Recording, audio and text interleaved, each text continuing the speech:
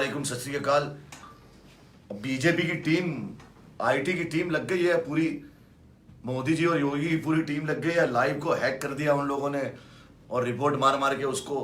लेकिन सच्चाई को कब तक रोकोगे भाई, कब तक रुकेगी? डॉक्टर कफील का जो दुख है वो आप तक पहुंचेगा, ऐसे नहीं तो वैसे पहुंचेगा। बात आधी कट गई थी। डॉक्टर कफील कह रहे थे कि उनकी जान को खतरा है, उनकी फैमिली को जान को खतरा है, उनके भाई के ऊपर गोलियां चलाई। आगे क्या हुआ डॉक्टर कफील बताइए।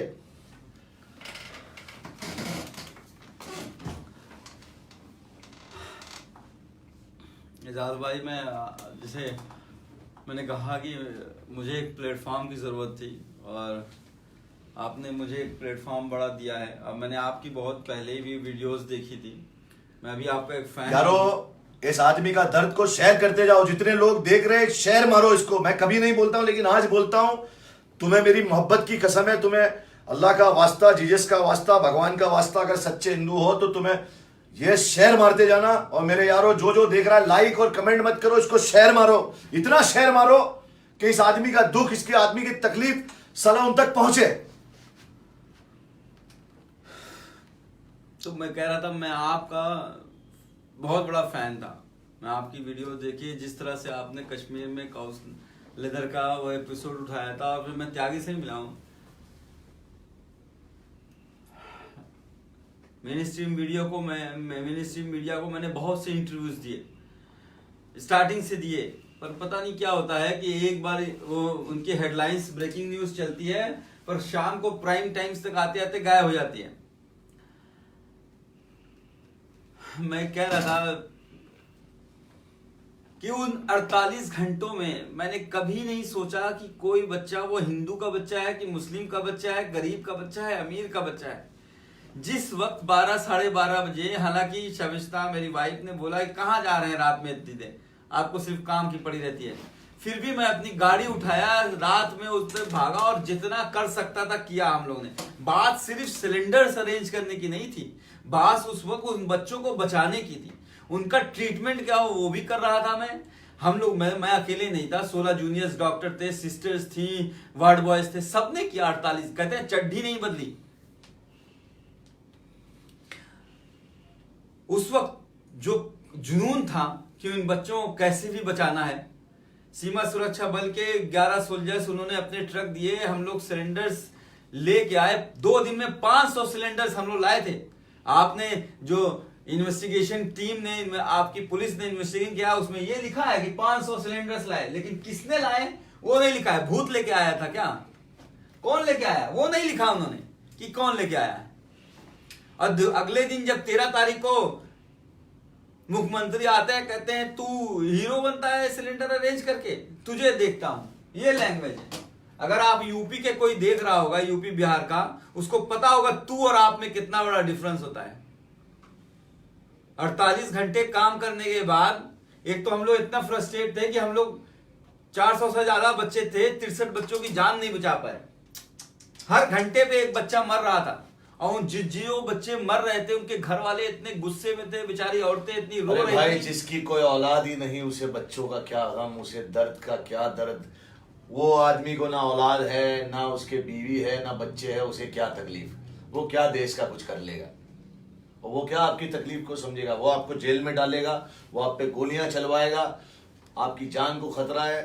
अब आपके घर वालों को भी खतरा है, आपके भाई पे भी गोलियां चली। आगे आपके साथ क्या क्या होगा, ये ऊपर वाला आपके साथ है, इनका साथ दो यारों। जेल में जिस तरह से परेशान किया गया 9 महीने, सिर्फ मुझे नहीं, मेरे घर के हर एक बंदे को परेशान किया उन्होंने। मेरी वाइफ बताती है कि मेरी छोटी बच्ची थी, उसको दूध भी नहीं पिला पाती थी। इस तरह से पुलिस वाले 11 बजे रात में घुस जाते थे और 3 बजे रात तक रहते थे। मेरा भाई इलाहाबाद और लखनऊ के चक्कर लगा रहा था। मेरी वाइफ, मेरी भाभी रहती थी, मेरी अम्मी जान हज करने गई थी छोटे वाले भाई के साथ, जिसको गोली लगी है। घर में कोई नहीं रहता था। ये कौन सा नियम है? 6 बजे के बाद तो पुलिस आ नहीं सकती है।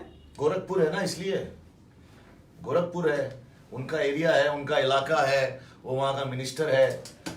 और इस तरह से मैं ये कहूँगा कि गोरखपुर के लोगों को क्या सीने में दिल नहीं है। और रही बात, चलो तो वहाँ के हिंदू तो उसके फॉलोवर है योगी के, लेकिन वहाँ के मुसलमानों को सांप सूंघ गया है या तुम्हारा खून पानी हो गया है।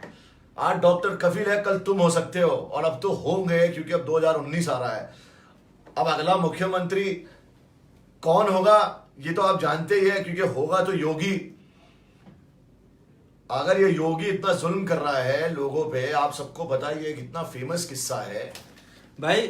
आप समझ लो मेरे घर के सब जितनी भी मेरी वाइफ, मेरे भाभी, मेरी अम्मी जान, सबके जेवर तक हम लोगों को गिरवी रखने पड़े, ये हालत हो गई है। सरकार हम मुझे काम नहीं करना है। मैं डॉक्टर हूं, मुझे भाई तुम्हें नौकरी में नहीं रखना है तो निकाल दो, मैं अपना काम करूं। मैं चेयर लेके कहीं बैठ जाऊंगा, 2 मरीज दिखूंगा, कुछ तो जिंदगी चलेगी। आप सस्पेंशन रिवोक नहीं करते हो, आप जो है मुझे नौकरी से निकालते भी नहीं हो, मुझे अपनी काम भी नहीं करने दे रहा, कुछ भी करने नहीं दे रहा। यार आप कैसे चलेगा आदमी का। चीफ मिनिस्टर केरला ने मुझे बुलाया निपा वायरस से लड़ने के लिए। सबको पता है निपा वायरस इतना खतरनाक था, किसी हो जाता है तो मौत होती है। फिर भी मैं उस जंग के लिए जा रहा था, क्योंकि मैं सोच रहा था कि ऑलरेडी सस्पेंडेड हूं, चलो कम से कम चलो कुछ काम कर लूं, कुछ शायद अल्लाह की मर्जी हो 1-2 जान बच जाए। उसमें भी अड़ंगा डाल दिया योगी जी की गवर्नमेंट ने इसको क्या कहते हैं डीजीएमई के गुप्ता से कहलवा दिया कि नहीं, डॉक्टर कफिल नहीं जा सकते, ये सस्पेंडेड है, लेकिन नौकरी में तो है। तो मैं क्या करूं बताओ। उसके बाद जो अब इन लोगों ने करना स्टार्ट किया है, मेरे भाई को गोली मारी जहां पे चीफ मिनिस्टर खुद सो रहा था, उससे थोड़ी दूर पे, मतलब 500 मीटर की दूरी होगी ज्यादा भाई। आप समझ लीजिए जहां मैंने ऑटो उतारी है उतनी दूर पे। कहते हैं चीफ मिनिस्टर जहां सोता है वहां कई किलोमीटर तक परिंदा पर नहीं मारता। पर वो पुराने जमाने की अमरीश पुरी की जो मूवी होती थी, 2 स्कूटी से बंदे आते हैं गोछा बांधे हुए, पीछे से मेरे भाई को गोली मारते हैं, वो बाइक से गिर जाता है, वो भागता है, वो पीछे से दौड़ाते हैं, जिसे पुराने जमाने की मूवी होती थी। एक गोली फिर मारते हैं, फिर वो भागता रहता है, फिर वो एक गोली मारते हैं, पूरे कंधे से आते हुए गर्दन में अड़क जाती है, वो फिर भी भागता रहता है, और चौथी गोली में शायद वो मर जाता। इत्तेफा हिम्मत थी काशिफ की, वो भागते रहे। और उसके बाद क्या हुआ, और पुलिस वाले गुंडे आते हैं, जिनको वर्दी वाला गुंडा पुराने जमाने यहां मूवी बनती थी, वो वर्दी वाले गुंडे आते हैं। सीओ प्रवीण कुमार सिंह और एसपी सिटी विनय कुमार सिंह। 4 घंटे तक मेरा भाई, उसको खून बहता रहा,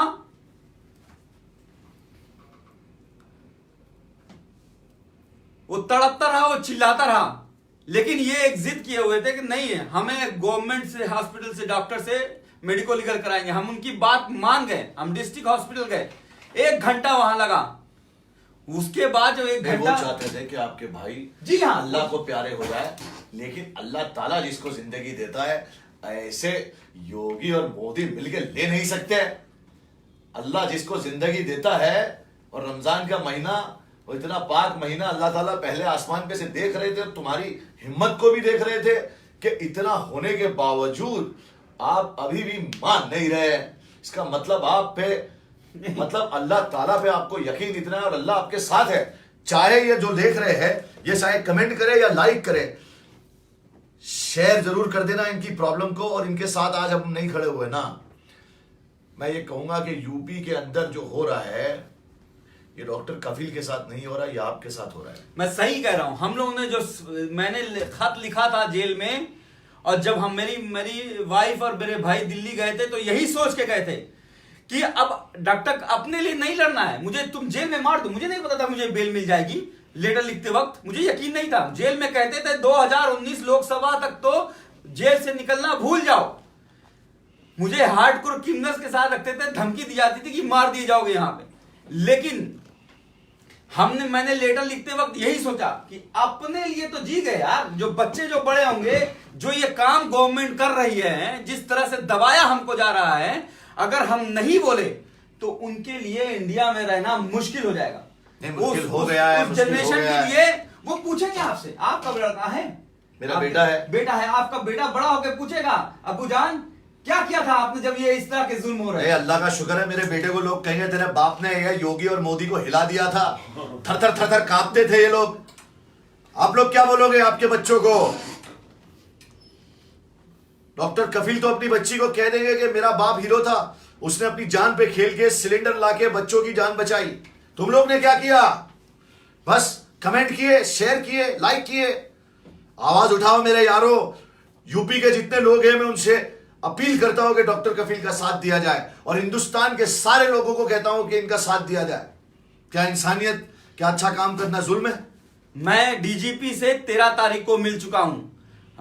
काशिफ की इतनी हालत खराब हो गई थी खून निकलने के बाद, जो ऑपरेशन 11 तारीख को 11 बजे होना था 3 बजे हुआ। हम लोगों को भाग के लखनऊ लाना पड़ा, किसी तरह से उसकी जान बची है। सब अल्लाह की रहमत है। लेकिन जो 2 पुलिस वाले गुंडे थे, जो उस वर्दी में गुंडे थे, उनको सस्पेंड करना है, उनको सस्पेंड करना है। और क्या किया है उनको, क्या किया है? वही विनय कुमार सिंह जो है अब वो इन्वेस्टिगेशन कर रहा है। यानी चोर खुद जो है चोरी की जांच करेगा कि चोरी हुई है कि नहीं।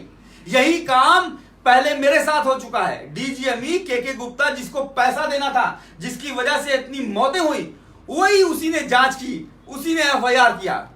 तो आप जब खुद ही जो है चोर जो है वो खुद, देखो जेल उनकी, प्रशासन उनका, 2 लोगों को जेल से निकाला होगा, कहा होगा सजा माफ करेंगे, डॉक्टर कफील के भाई को गोलियां मार दो। डॉक्टर कफील को गोलियां मारेंगे तो हीरो बन जाएगा, इसके भाई को गोलियां मारो तो ये डर जाएगा।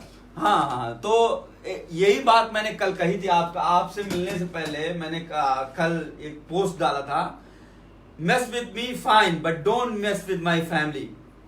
और बहुत से लोगों ने सलाह दी कि इस तरह के वर्ड मत यूज करो। डरते हैं, सब डरते हैं।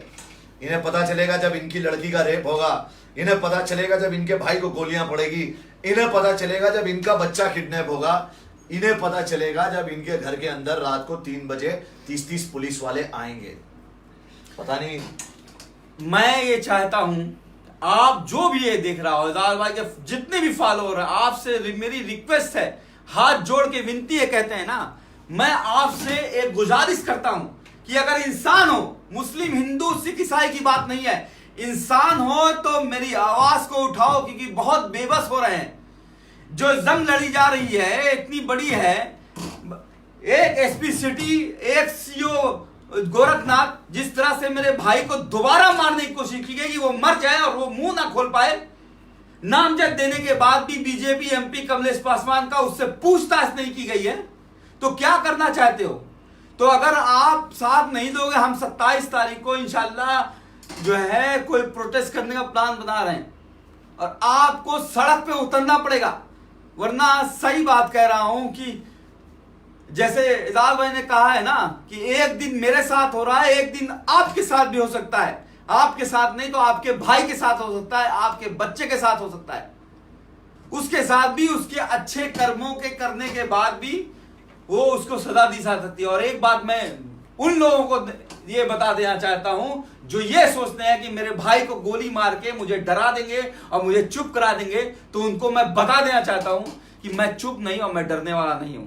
अल्लाह ने कहा है, मोहम्मद साहब ने कहा है कि अगर तू डर गया और झुक गया किसी के सामने तो मुस्लिम ही नहीं है, तेरा ईमान ही नहीं है, समझ गया?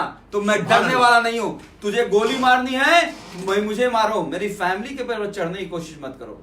अगर वो होगा, वो समझ लिए वो लिमिट है, और लिमिट आप पार कर चुके हो। दुआओं में याद रखना, और अगर जमीर है, जिंदा हो, तो डॉक्टर कफील का साथ देना। मैं इनके साथ हूं।